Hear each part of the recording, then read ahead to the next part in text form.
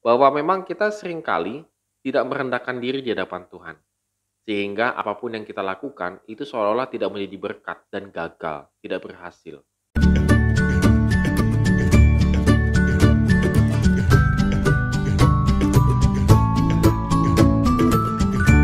Shalom good readers, hari ini kita kembali merenungkan firman Tuhan. Tetap semangat dan optimis dalam menjalani kehidupan kita hari ini.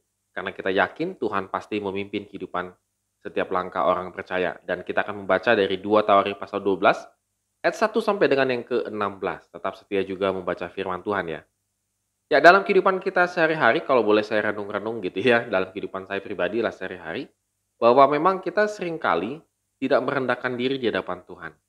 Sehingga apapun yang kita lakukan itu seolah-olah tidak menjadi berkat dan gagal, tidak berhasil. Karena apa? Sederhana sekali. Karena kita tidak merendahkan diri di hadapan Tuhan. Kita seringkali menjunjung tinggi ego kita.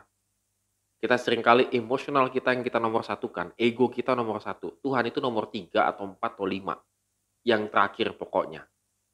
Sehingga ketika sudah terjadi kekacauan, barulah kita datang merendahkan diri kepada Tuhan. Dan tentunya ada efeknya dan ada konsekuensinya.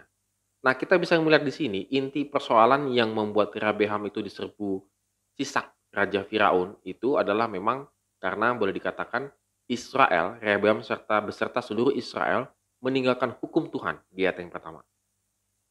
Jadi ketika mereka lost dalam kerohanian mereka, maka mereka diserbu oleh Firaun. Jadi bukan semata-mata ada peta politik di situ, memang ada peta politiknya, tetapi mereka tidak lagi aware, tidak lagi mendapatkan hikmat. Karena mereka meninggalkan Tuhan. Dan ketika mereka juga ditegur, barulah mereka menanggapi peringatan Shemaya secara positif. Sehingga Allah meringankan dampak serangan daripada Sisak. Jadi ketika mereka sadar, gitu ya, kalau kita lihat di ayat yang ke-7 ya, ketika Tuhan melihat bahwa mereka merendahkan diri, datanglah firman Tuhan kepada Shemaya bunyinya. Mereka telah merendahkan diri, oleh sebab itu aku tidak akan menyusahkan mereka. Jadi artinya meluputkan kesengsaraan lebih parah lagi. Untungnya masih ingat Tuhan. Nah, kalau kita boleh lagi menelusuri lebih dalam lagi, Rehabeam ini ternyata di ayat 14 dicatat demikian. Ia berbuat yang jahat karena ia tidak tekun mencari Tuhan. Nah, ini penting sekali menjadi catatan kita.